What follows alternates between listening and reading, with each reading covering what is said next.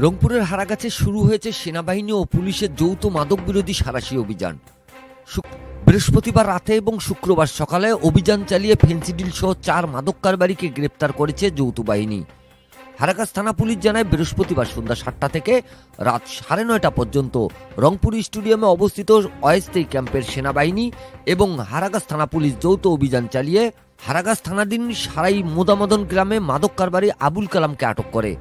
এই সময় আবুল কালামের দেওয়া তথ্যের ভিত্তিতে তার বাড়ি থেকে 57 বোতল ফেন্সিডিল উদ্ধার করে যৌথ বাহিনী। পরে সেনাবাহিনী ও পুলিশ হারাগাছ পৌরসভার চরচতুরা এলাকায় যৌথ অভিযান চালিয়ে 11 বোতল ফেন্সিডিল সহ মাদক কারবারি আজিজুল হককে আটক করে।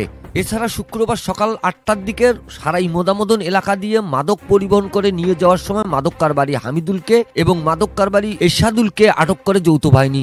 তাদের কাছ থেকে 30 বোতল ফেন্সিডিল উদ্ধার করে যৌথ বাহিনী। জব্দ করা হয় মাদক পরিবহনে ব্যবহৃত মোটরসাইকেলটি। আটককৃত মাদক কারবারি আবুল কালাম সারাই ইউনিয়নের মোদামদন গ্রামের মৃত কলিমুদ্দিনের ছেলে এবং মাদক কারবারি আজিজুল হক লালমনিরহাট সদরের হরিণচরা গ্রামের মনসুর আলীর ছেলে। মাদক কারবারি হামিদুল মিয়া গঙ্গাচড়ার হাজিরপাড়া গ্রামের গুলজার হোসেনের ছেলে এবং মাদক কারবারি মোহাম্মদ এরশাদুল গঙ্গাচড়ার হাজিরপাড়া গ্রামের মৃত আবুল হাকিমের ছেলে। বৃহস্পতিবার রাতে আটক মাদক কারবারি 2 জনকে এবং শুক্রবার সকালে আটক মাদক কারবারি 2 জনকে হারাগাছ থানা পুলিশের কাছে হস্তান্তর করে সেনাবাহিনী। এদিকে স্থানীয় লোকজন সেনাবাহিনীর মাদক বিরোধী সাঁড়াশি অভিযানকে সাধুবাদ জানিয়েছেন।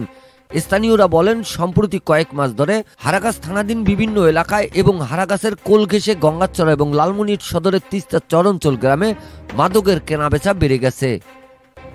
Mizanur Rahman, DRS news.